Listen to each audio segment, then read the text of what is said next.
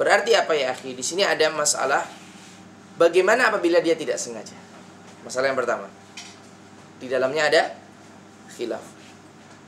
Kemudian pertanyaan kedua, bagaimana apabila pembicaraan tersebut ada maslahah?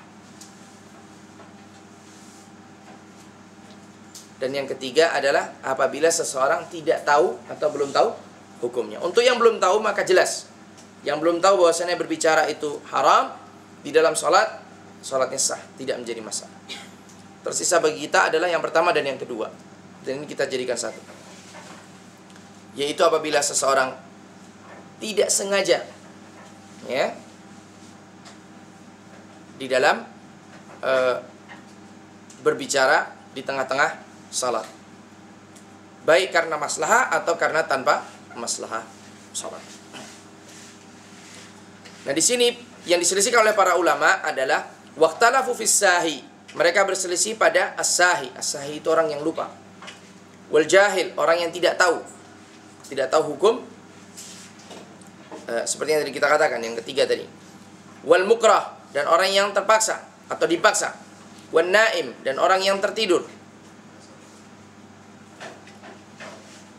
Wal muhadzir lidh-dharir, dan orang yang memperingatkan orang yang buta.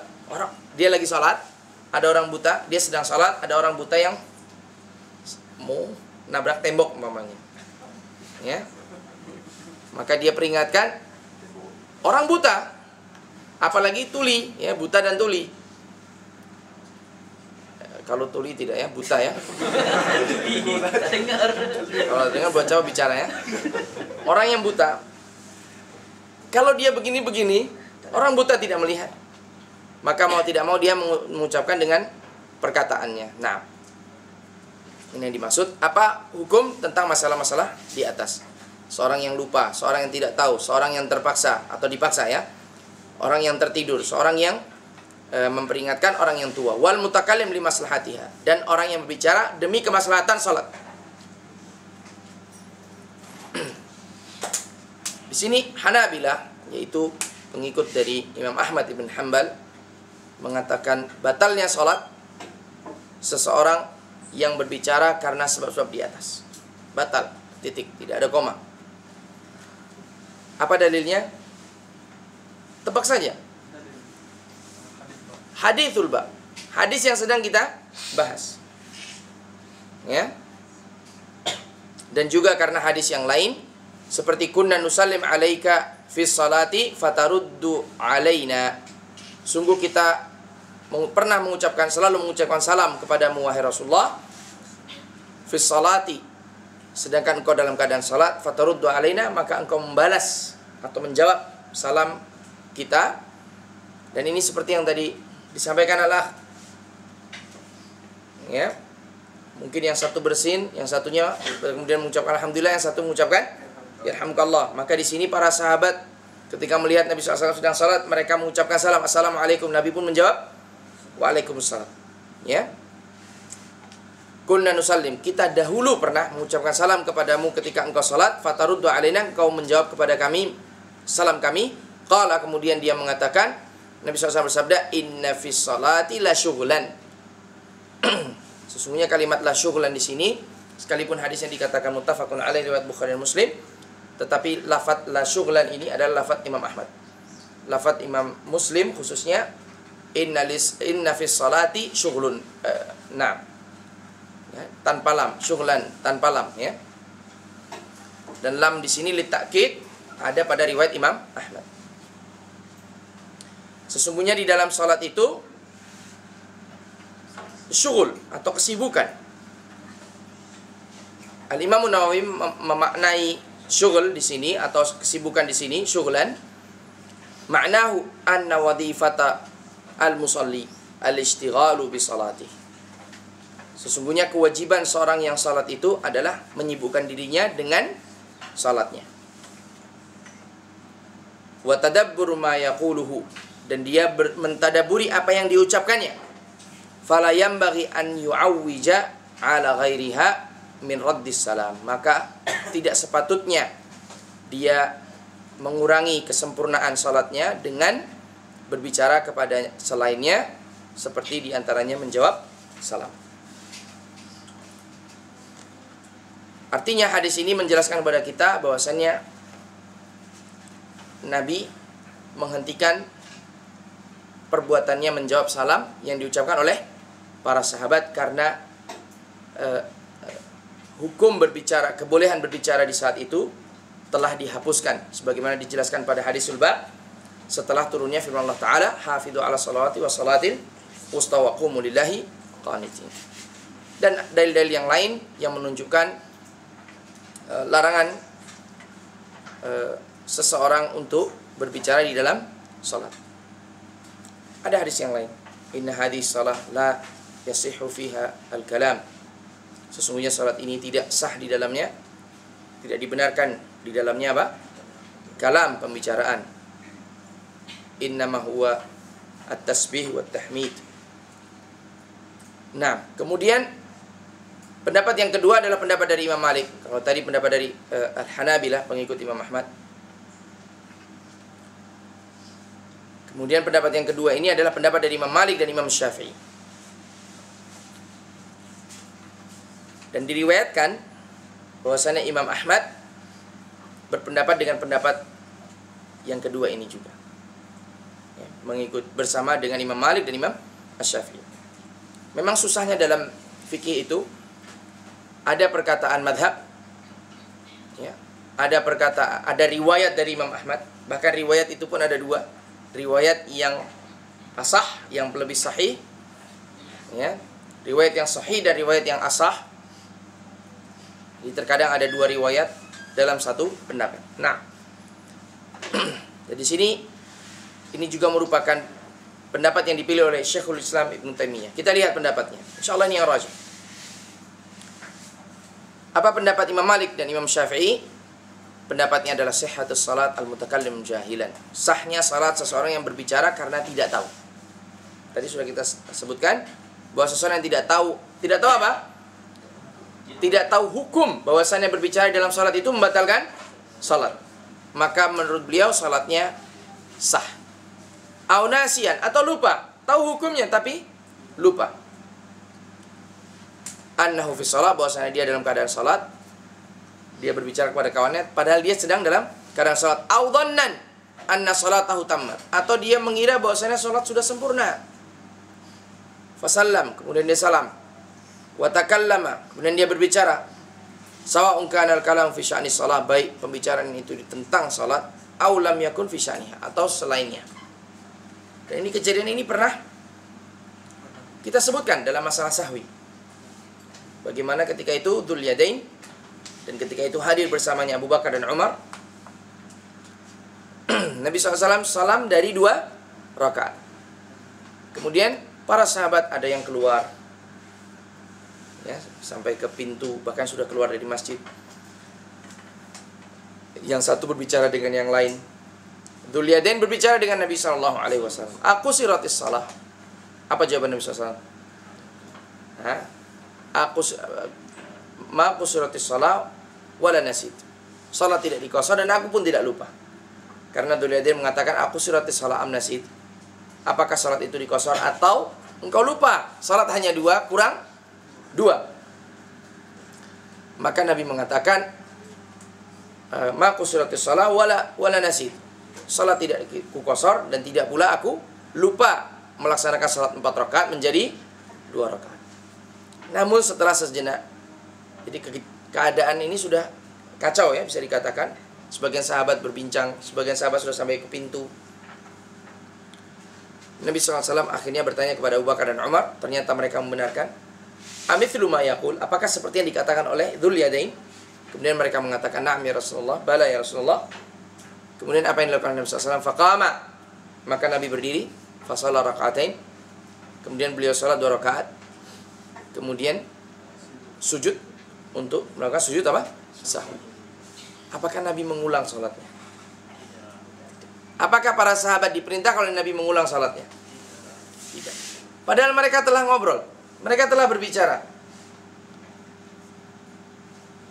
Baik pembicaraan Dzul Yadain yang terkait dengan salat ataupun pembicaraan para sahabat yang lain yang sudah mungkin membicarakan dunia, mungkin menanyakan anak istrinya. Bahkan sudah sampai di pintu masjid. Apakah kejadian ini membatalkan salat mereka? Tidak.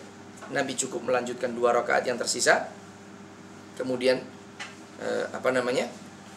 sujud sahwi.